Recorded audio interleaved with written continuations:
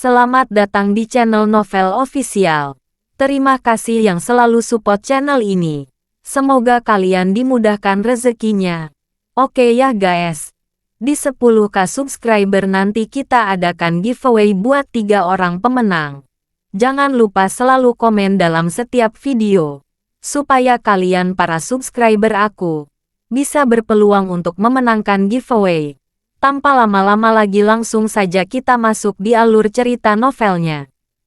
Bab 4646. York. Siapa kamu? Ernesto Hoffman bukanlah orang bodoh. Sebaliknya mampu menjadi tuan muda kedua dari keluarga Hoffman sudah menunjukkan kemampuannya yang luar biasa. Lagi pula, di keluarga Hoffman, hanya mereka yang memiliki kemampuan yang bisa naik ke puncak. Mampu menjadi orang pertama di bawah Araceli Hoffman dari keluarga Jinling Hoffman. Kemampuan Ernesto Hoffman juga tidak terbayangkan oleh orang biasa. Dia tahu pasti ada yang salah dengan informasi yang dia kumpulkan. Jadi dia menarik napas dalam-dalam sebelum perlahan berkata, "Kenapa aku tidak pernah mendengar orang sepertimu di Jinling?" Jelas, dia juga orang dengan kepala dan wajah di Jinling. Tapi orang seperti Harvey York harus menjadi orang terkenal. Ini adalah pertama kalinya dia mendengarnya. Yang benar-benar luar biasa. Yang paling penting adalah bahwa Ernesto Hoffman juga melihat Sean Gao, Daniel Oval, Matteo Oliveira dan lainnya dari kerumunan. Orang-orang ini, ketika mereka bertemu dengannya di hari kerja, penuh hormat, terbuka untuk tuan muda kedua, dan dekat dengan keluarga Hoffman. Namun, pada saat ini, orang-orang ini tampaknya tidak melihatnya. Ernesto Hoffman, tetapi berdiri di sisi Harvey York dengan sikap hormat. Hal ini membuat Ernesto Hoffman harus kembali mencermati Harvey York. Harvey York berkata ringan, "Jinling adalah ibu kota kuno 6 dinasti. Ibu kota kuno, dengan populasi 10 juta. Kamu tidak akan tahu segalanya. Tidak peduli seberapa bagus kamu. Tuan muda kedua Hoffman. Oke. Berhenti banyak bicara. Berlututlah. Kau tahu. Akui kesalahanmu. Aku tidak akan membunuhmu." Daniel Oval dan yang lainnya juga mencibir. Berlututlah. Kau tahu. Akui kesalahanmu. Hampir 1000 orang berbicara pada saat yang sama. Ditambah preman-preman ini semuanya tinggi dan besar. Tidak peduli bagaimana mereka melihatnya. Mereka dapat dengan mudah menginjak-injak 200 pria berjas emas sampai mati. Jadi adegan ini mengejutkan. Kelopak mata Sasaki Taro dan yang lainnya melompat. Jika mereka berani memarahi mereka seperti ini pada hari kerja, mereka akan saling menamparkan. Tapi sekarang, mereka tidak berani marah, tetapi saling memandang dengan cemas. Bagaimanapun, mereka milik keluarga Jinling. Sungguh keberadaan yang luar biasa. Berlutut sebelum Anda mulai. Bagaimana Anda bisa berkeliaran di Jinling di masa depan? Bahkan jika mereka bisa berlutut, keluarga Jinling tidak bisa berlutut. Ini akan mempermalukan papan nama keluarga Jinling Hoffman. Melihat adegan ini, Harvey York menghela nafas dengan penyesalan, lalu melambaikan tangannya. Kerumunan gelap melangkah maju dalam sekejap. Tetapi setelah beberapa saat, semua orang yang dibawa oleh tuan muda kedua Hoffman jatuh ke tanah. Semua berkedut dan meratap.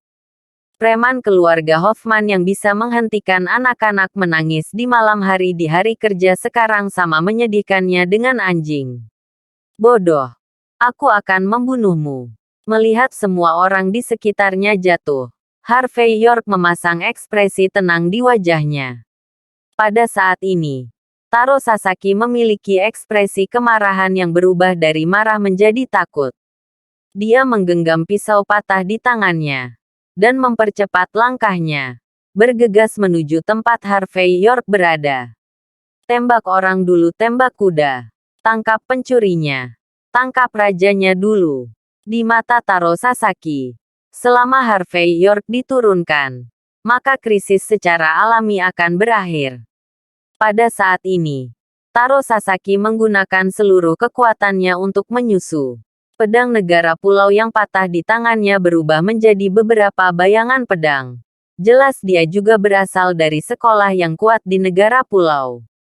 Hanya saja Sasaki lebih kuat dan Harvey York lebih kuat. Begitu dia mendekati Harvey York, dia melihat Harvey York menamparkan backhand dan menamparnya langsung di wajahnya. Apa? Dengan teriakan, Taro Sasaki terbang keluar dan jatuh ke tanah. Paku. Bab 4647. Adegan menyentuh ini langsung mengejutkan penonton selama setahun penuh. Para wanita cantik itu semakin terengah-engah saat ini. Berteriak lagi dan lagi. Dan mereka tidak berani lagi membenci Harvey York.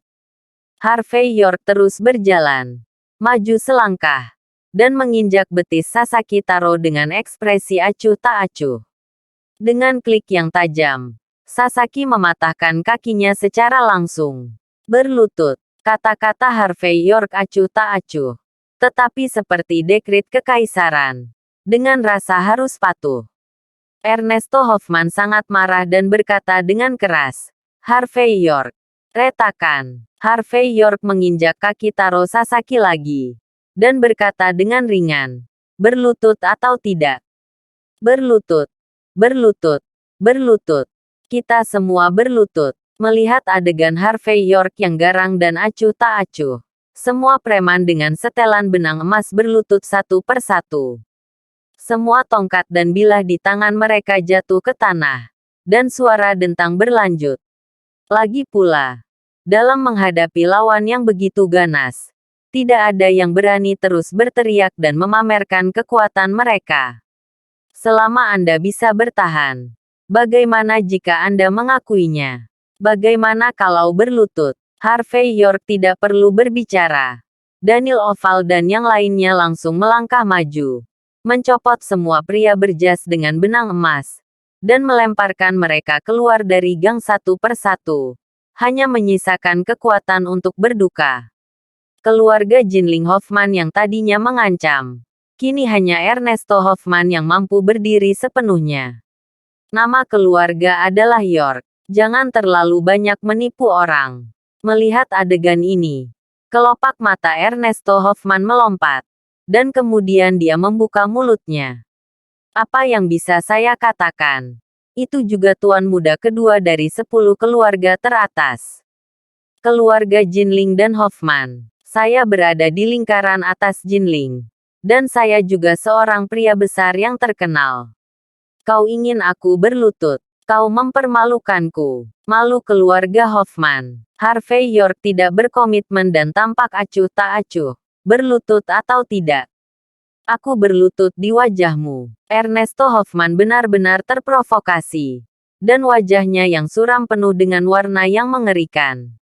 Harvey York, menantu laki-laki yang datang ke pintu, baru saja memeluk kaki panjang peri merah terlatih dari keluarga Joyner. Apakah kamu pikir kamu adalah karakter? Kamu pikir kamu bisa berbicara denganku? Biarkan aku memberitahumu. Apalagi Jinling. Tidak ada yang bisa membuatku Ernesto Hoffman berlutut bahkan jika kita melihat sepanjang musim panas. Karena keluarga Jinling Hoffman kita tidak bisa dipermalukan. 10 keluarga teratas. Jangan tertipu. Jika kamu ingin aku berlutut, kamu tidak hanya bertarung melawanku, tetapi juga melawan 10 keluarga teratas. Dan melawan seluruh lingkaran kelas atas negara H. Harvey York, apakah kamu berani? Apakah kamu tahu apa yang kamu hadapi? Pada saat ini, Ernesto Hoffman menghirup udara panas, dan matanya merah. Selain 10 keluarga teratas yang tidak bisa dipermalukan, ia juga memiliki identitas yang tidak diketahui. Dia adalah salah satu master yang bersembunyi di Jinling di Aula Panjang Umur. Dibandingkan dengan Araceli Hoffman, yang dikenal banyak keluarga terkait di Aula Panjang Umur, Ernesto Hoffman lebih rendah hati. Karena dia adalah anak yang gelap. Ketika kecelakaan terjadi pada Araceli Hoffman, dia akan berdiri dan mengambil alih putra rahasia Araceli Hoffman. Selama bertahun-tahun, Ernesto Hoffman cukup tidak menonjolkan diri dan bekerja keras untuk tidak mengungkapkan identitasnya. Tetapi ketika Harvey York menginjak kepalanya dengan ceroboh, Ernesto Hoffman memutuskan bahwa dia tidak boleh menyembunyikannya lagi. Dia ingin membunuh langit. Dia ingin Harvey York tahu mengapa bunganya begitu merah. Dasar bajingan. Aku akan memberitahumu hari ini. Apa itu Master Sejati? Saat berikutnya, Ernesto Hoffman mengeluarkan pedang panjang dengan backhandnya. Bab 4648.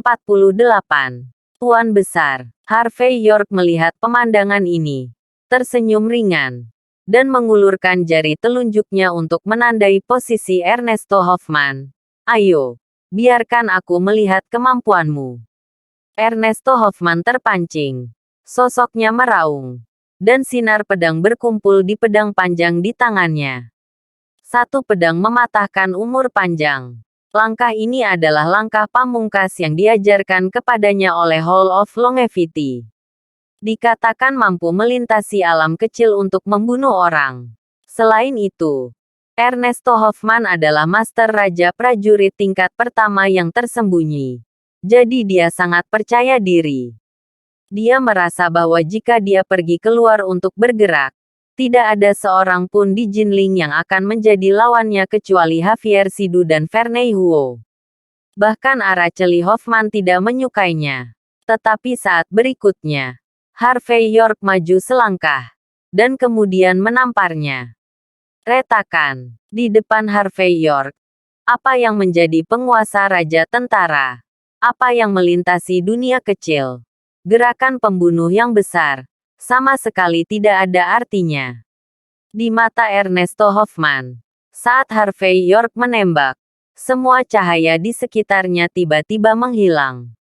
Hanya ada satu telapak tangan yang menutupi langit dan matahari, dan terus mengembang.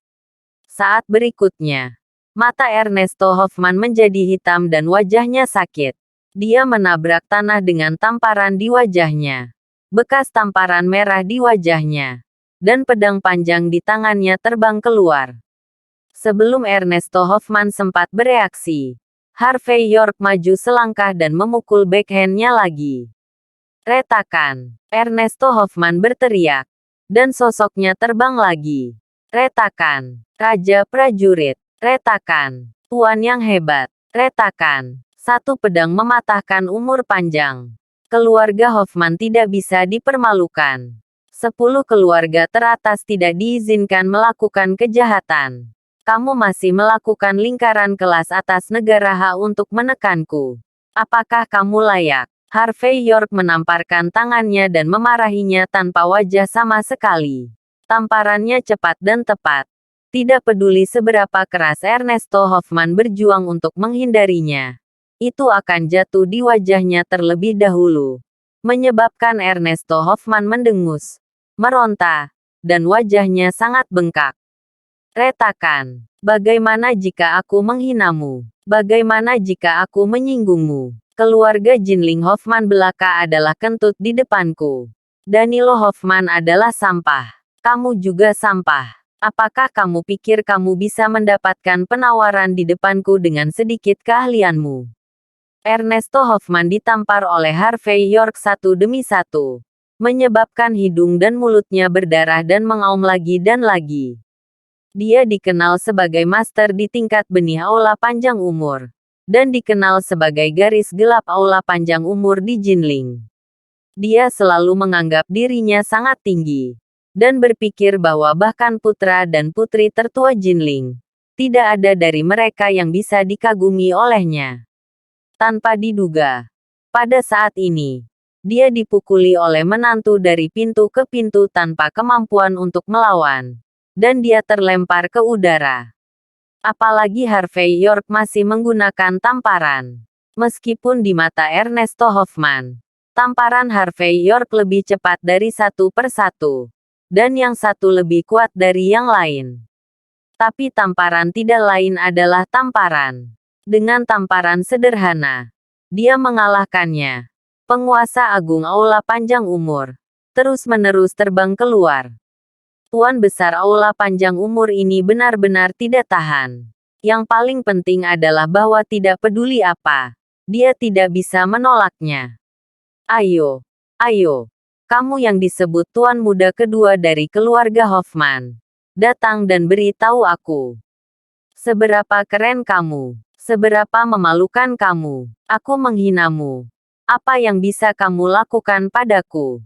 Jelas, pada saat ini, semua yang dikatakan Ernesto Hoffman barusan telah berubah menjadi lelucon besar. Di bawah pengawasan publik, Harvey York menamparnya satu persatu. Menamparkan hidungnya yang biru dan bengkak, dan menamparkan pipinya yang merah. Bab 4649. Pada saat ini, Taro Sasaki di tanah tercengang. Harvey York mampu mengalahkannya. Dia tidak terkejut. Dia paling marah.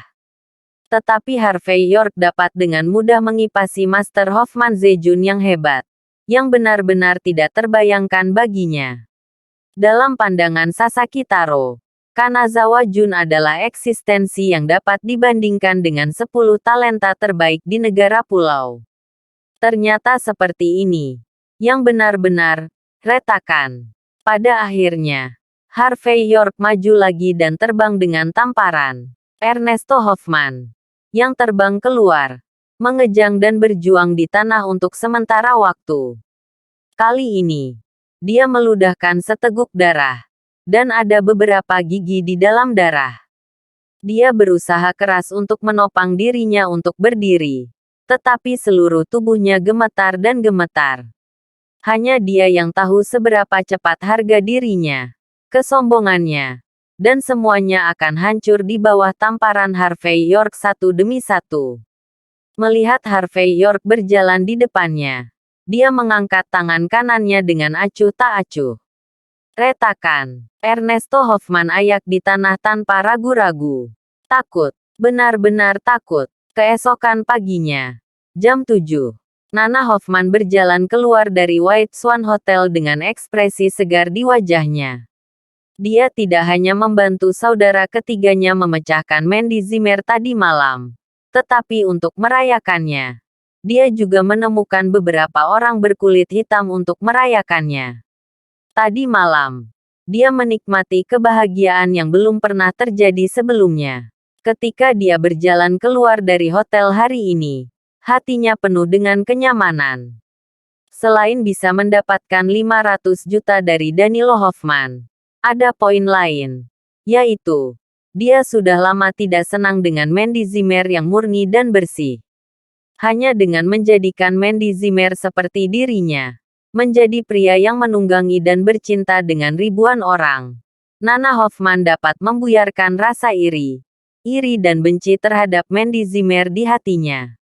Berpikir bahwa dia tidak hanya memenuhi keinginannya dan melepaskan ikatannya, tetapi juga mendapat 500 juta. Ketika Nana Hoffman keluar dari hotel, dia hampir mengangkat kepalanya dan menyanyikan "Aku benar-benar ingin hidup 500 tahun lagi." Tadi malam, karena terlalu senang, ponsel Nana Hoffman dimatikan. Puluhan panggilan tak terjawab semuanya dari Ernesto Hoffman-nya. Status Ernesto Hoffman dalam keluarga Jinling jauh lebih tinggi daripada Danilo Hoffman. Jadi ketika dia melihat panggilan ini, Nana Hoffman menggigil dengan cerdas dan tidak berani berbicara omong kosong sama sekali. Tetapi segera membuat panggilan telepon. Ernesto Hoffman baru saja mengatakan rumah teh Riverside dengan suara dingin, lalu menutup telepon. Namun, Nana Hoffman tidak berani membuang waktu, tetapi datang ke Riverside Tea House untuk pertama kalinya. Kedai teh di pagi hari berbeda dari masa lalu. Namun, masih terlihat bahwa tempat itu penuh dengan mobil mewah, dan banyak orang yang menunggu pria besar untuk minum teh pagi. Nana Hoffman kaget, tapi dia mengira itu karena kedatangan kakak keduanya Ernesto Hoffman. Bagaimanapun, Ernesto Hoffman memiliki status yang sangat mulia di hatinya. Tetapi ketika Nana Hoffman tiba di lantai atas, Seluruh orang sedikit terkejut, dan hatinya penuh kejutan.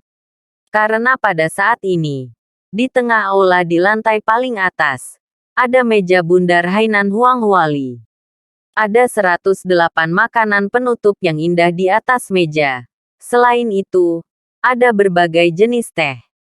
Dan Harvey York menyilangkan kakinya dan duduk tegak di kursi utama. Makan dengan tidak peduli. Dia juga memegang pertempuran Jinling Morning News di tangannya.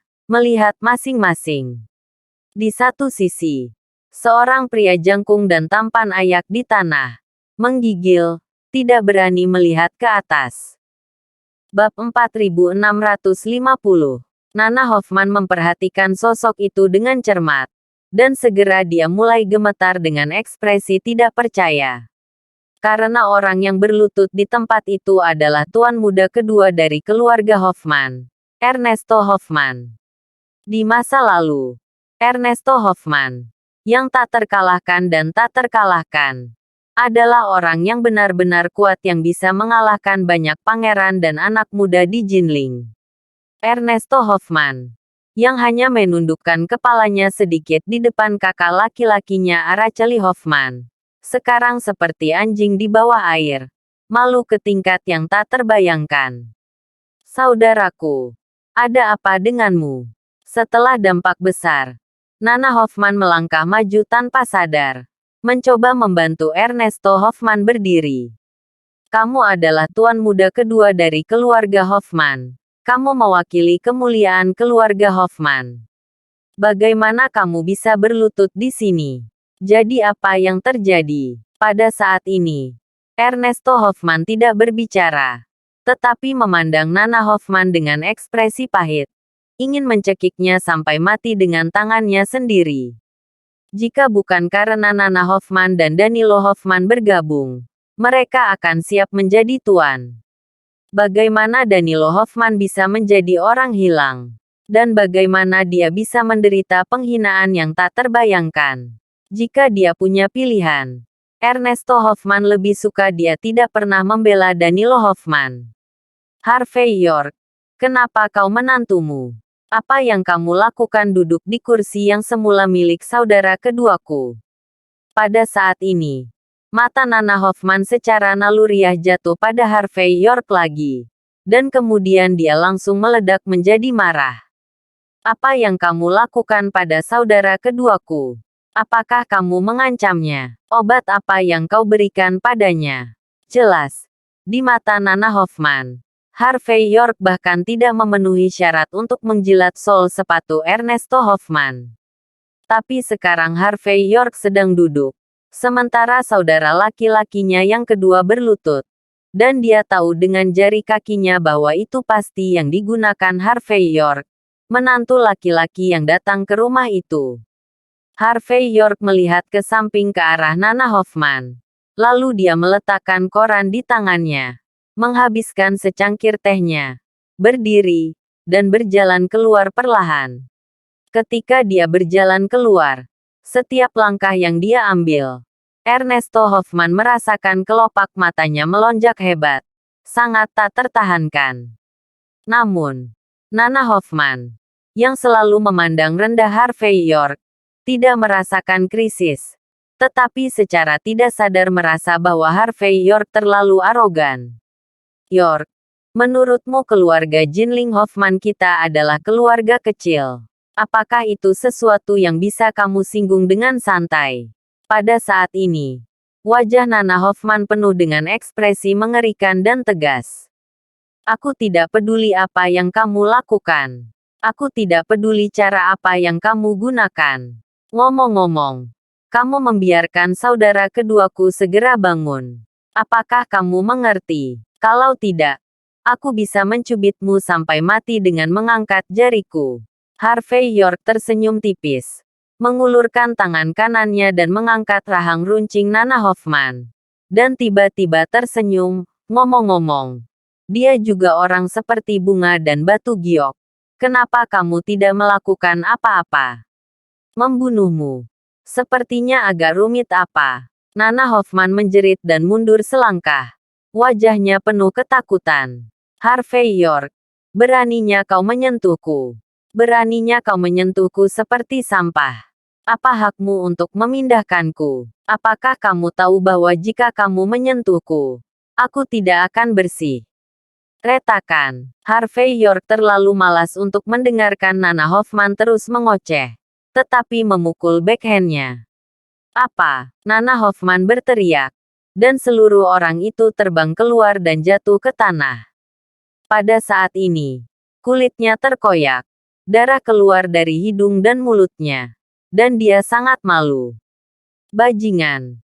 Bocah. Kamu berani memukulku. Apakah kamu tahu siapa aku? Siapa yang memberimu keberanian?